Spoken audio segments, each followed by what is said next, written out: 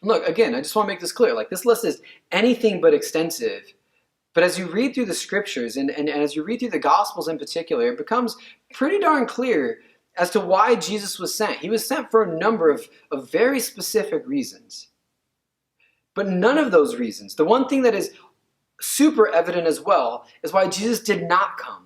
And he did not come just so his followers could like acknowledge his historical existence. Just kind of like, oh yeah, he lived 2,000 years ago, or died on a cross, yada, yada, yada. And then go back to living our lives as if the reality of his coming and the reasons for why he came don't apply to our lives today. See, guys, hear me on this. Like, who Jesus is and why he came should be the foundation upon which every single person who claims to follow him build their lives. And yet, how many of us know a person who calls himself a Christian, but we really know that it's more of a title than it is a lifestyle? Like, how many of today's Christians are Christians only in their words and not in their actions? Like, the way in which they refer to themselves being a Christian are completely disconnected from the teachings and the practices of Jesus. Guys, that can't be true about us. Like, that's who I was in high school, but that can't be true about us if we're going to claim to follow Christ. See, how we spend our time, how we spend our money, what we give our attention to, literally every single aspect of our entire beings should be influenced by who Jesus is and why he came to earth. And here's the craziest thing. Here's why this matters to the degree that I'm arguing for here. As if Jesus being sent for these purposes wasn't enough to shape and to inform our lives. Just wrap your head around what he says in John chapter 20, verse 21. Okay, this is crazy. Jesus says, as the Father has sent me, even so I am sending you. Okay, let those words take root in your heart for a second. Jesus said, as the Father sent me, as he's talking to his disciples, he says, as the Father has sent me, even so I'm sending you. Just think about the implications of that statement for a minute. Like, if we're to take Jesus' words to heart here, as the Father sent me, even so I'm sending you. That means that each of those 5 quotes of Jesus talking about why he came not only apply to him, but apply to us as well. That if as Jesus was sent by the Father, now he is now sending us out, then every reason, obviously to a different degree, but every reason for which Jesus came now applies for us because we've been sent. And so as Jesus came into the world to be light, now you and I have been sent out into the world again to be light. As Jesus came, as he says, to seek and to save the lost, now we as his followers are commissioned to go out and to seek and to save the lost.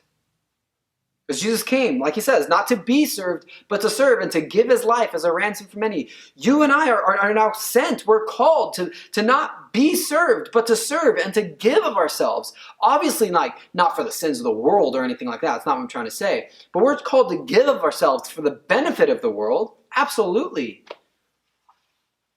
Just in another way, just as Jesus came to bear witness to the truth, guess what? Now you and I are sent out in order to bear witness through our words and through our actions to the truth about who God is and what he has done. Look, I realize that I spent a great deal of time speaking about my experience and kind of setting the stage before I got to the meat, to the verses that I was covering and to this what I'm trying to cover right now.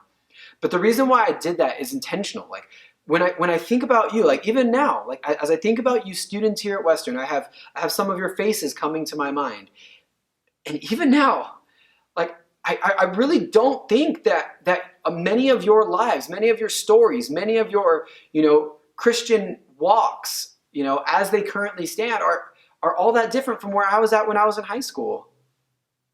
Like I don't think our stories, at least until this point, are really all that different. Like many of you are good moral people by the world's standards. Like many of you have a lot of Bible knowledge and you can talk hypothetically about who God is and what he's done and all that stuff.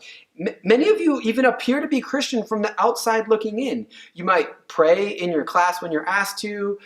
You might go to church. You might go on a missions trip. You might even sing on stage during chapel. But does that make you a Christian? I lived my my Christian life, as a person who claimed to be a Christian, as a bunch of boxes that I'd arbitrarily created for myself. And as long as I could check those boxes, then yeah, I was comfortable calling myself a Christian. Are you all that different? Look, if you don't truly, deeply, genuinely acknowledge who Jesus is, why he came, and now live your life as one who is following his teachings and his practices, as one who is sent, just as the Father sent Jesus, then I don't know. I don't know. It's not for me to judge, but at a bare minimum, what I'm willing to say is that you're absolutely selling yourself short. You are 100% selling yourself short. You're settling for a life of just merely checking boxes, when Jesus literally said that he came that you would have life and have it to the full. But that life that is truly life, that the gospel speaks so much about, is only in implementing the teachings and the practices of Jesus. It's not found in checking boxes. And look, guys, there's no shame here. Okay, that's not my heart. That's not my intent. I'm not trying to make anybody feel guilty. That's exactly where I was at when I was your age too. But I'm at the point here at Western where honestly, I'm tired of seeing students, of seeing some of you live lives that are eerily similar to the life that I was living when I was your age. And I just want more for you. And even more importantly, beyond what I want, God wants more for you. Right? Don't you want more for yourself? And so this Christmas season, rather than just setting up or driving by a nativity scene, consider the reality, deeply consider the reality that the God of heaven and earth humbled himself and dwelt among his creation as light in the midst of darkness. And then not only that, but now he sends you out to be light in the midst of darkness as well.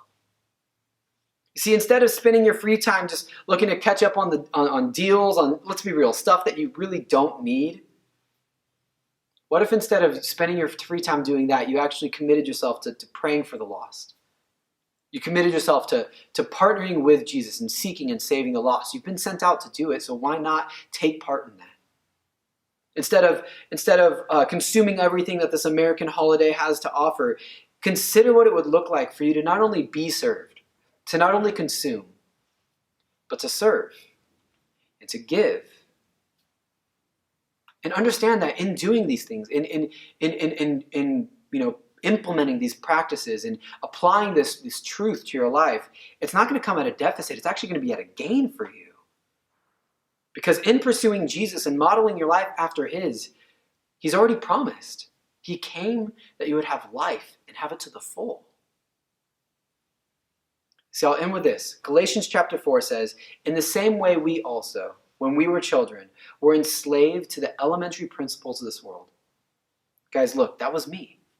That was totally me. I was a slave to the things of this world, and all the while I was calling myself a Christian. My fear is that might be true about you as well. That you are a slave to the things of this world, and you're all the while calling yourself a Christian. But that's not where my story ends. And that doesn't have to be where your story ends either. That's not even where this passage ends, right? Paul continues. Here's what he says. But when the fullness of time had come, God sent forth his Son, born of a woman, born under the law, to redeem those who were under the law, so that we might receive adoption as sons. Guys, the guy who I was when I was in high school wouldn't even recognize the person who I am today.